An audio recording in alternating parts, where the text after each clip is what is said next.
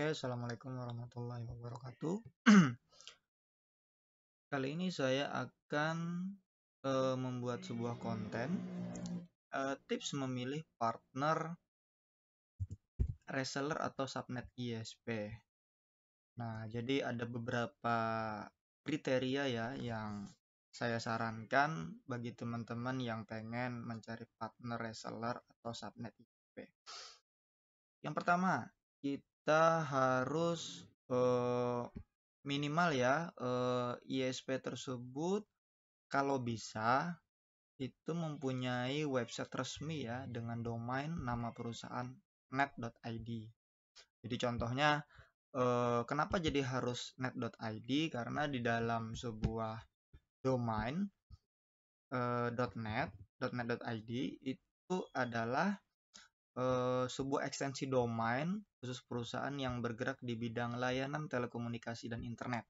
Nah, jadi biasanya untuk menggunakan domain ini, Anda perlu menyerahkan dokumen pendukung seperti KTP dan surat izin usaha telekomunikasi. Nah, jadi bagi perusahaan yang memiliki domain .net.id ini ya, udah jelas dia harus memiliki surat izin telekomunikasi. Nah, contohnya itu kalau di internet ada beberapa rekan saya yaitu Instanet ya.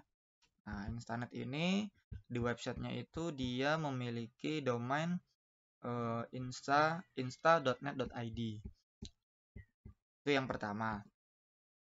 Terus ada pertanyaan, kira-kira bagaimana perusahaan ISP yang tidak punya not.id? Nah, berarti kemungkinan dia menggunakan domain lama ya. Tapi tetap nggak masalah.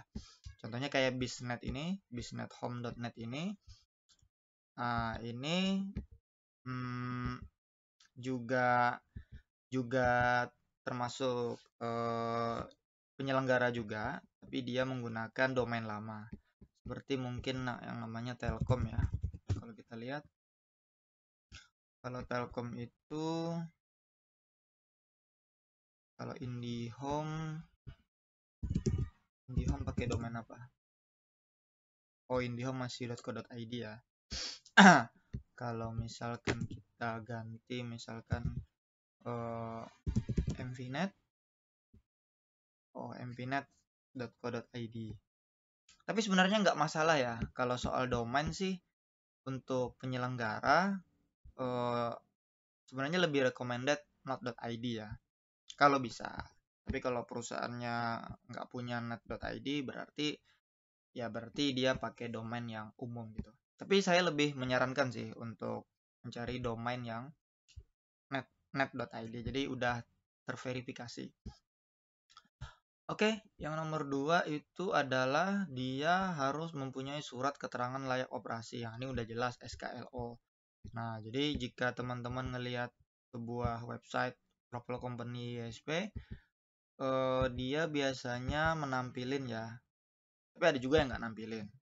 Nah, seperti website Instanet ini, dia nampilin keterangan layak operasi jasa telekomunikasi. Nah, ini ada suratnya.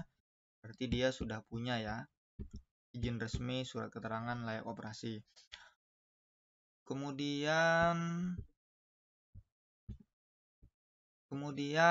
kalau bisa dia juga punya NOC ya, support 24 jam. Nah, ini untuk kebutuhan kita komplain.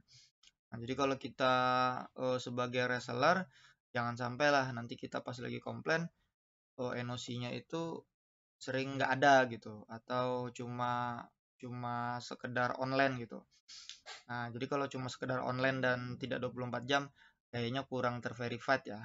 Kalau bisa, itu saran saya dia punya NOC yang 24 jam.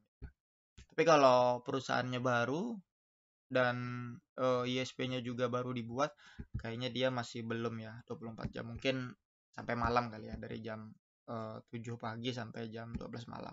Kemungkinan seperti itu. Nah, yang keempat itu adalah punya surat keterangan layak operasi Jartaplok paket switching. Nah, ini Jartaplok ini biar teman-teman tahu ya, ini salah satu izin untuk penyelenggara distribusi jualan berbasis kabel ya. Berbasis kabel. Misalnya nih saya jualan pakai fiber optik misalkan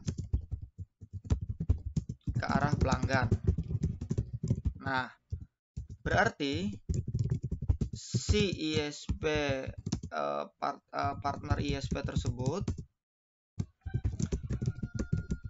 minimal itu mempunyai izin Jartaplok paket switching. Nah, tujuannya buat apa? Tujuannya buat izin tadi ya, agar kita bisa menyelenggarakan. Nah, tapi kalau ISP tersebut belum memiliki berarti ISP tersebut sebenarnya bukan ISP sih. Kita sebagai pelanggan atau resellernya itu nggak boleh ya untuk menyelenggarakan atau menjual komunikasi menggunakan kabel tersebut. Kenapa? Karena kalau tiba-tiba ada yang melaporkan ya, saya nggak sebut nama, misalkan ada sebuah oknum gitu. Nah, ternyata dicek oleh kepolisian,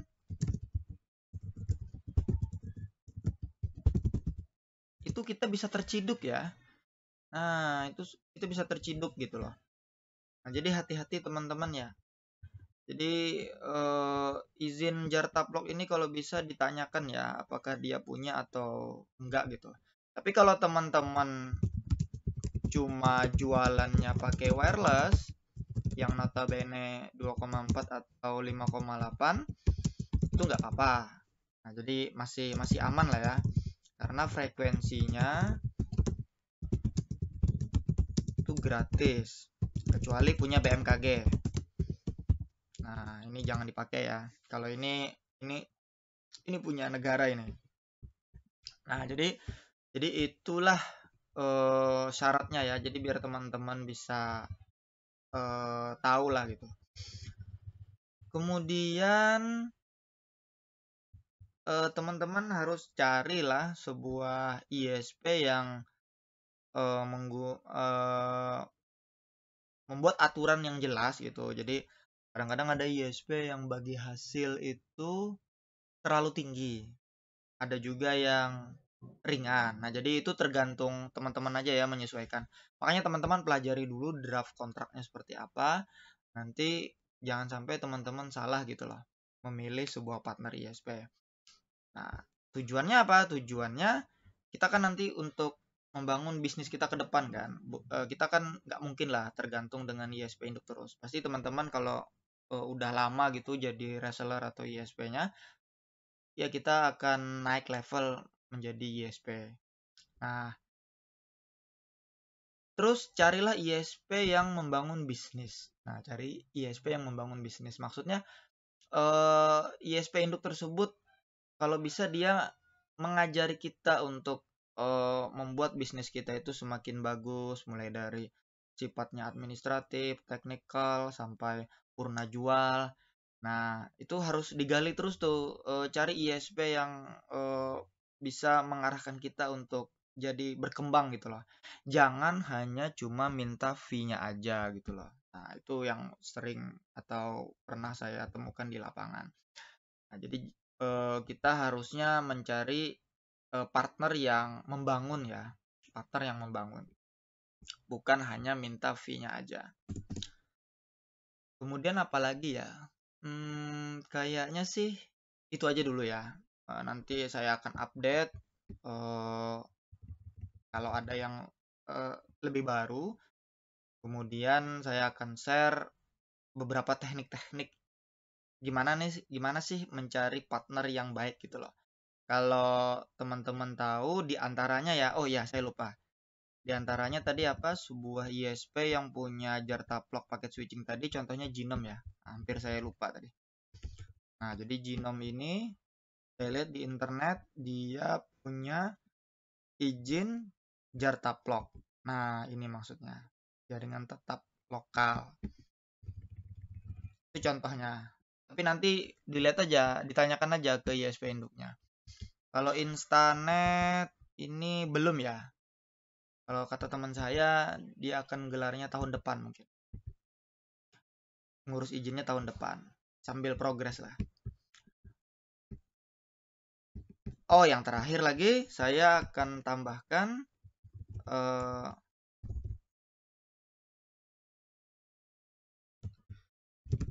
jadi IndiHome itu jangan sampai ada ya di tempat kita. Kenapa? Karena di IndiHome sendiri dia bikin aturan pelanggan dilarang melakukan pemindahan atau perubahan terhadap apapun terhadap jaringan lain IndiHome. Pelanggan dilarang melakukan penjualan kembali baik sebagian maupun keseluruhan lain IndiHome. Jadi saya pengen sharing aja ya. Ada dulu di Riau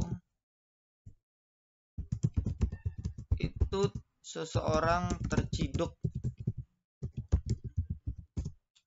dan diminta, bukan diminta ya, pokoknya terciduk oleh kepolisian,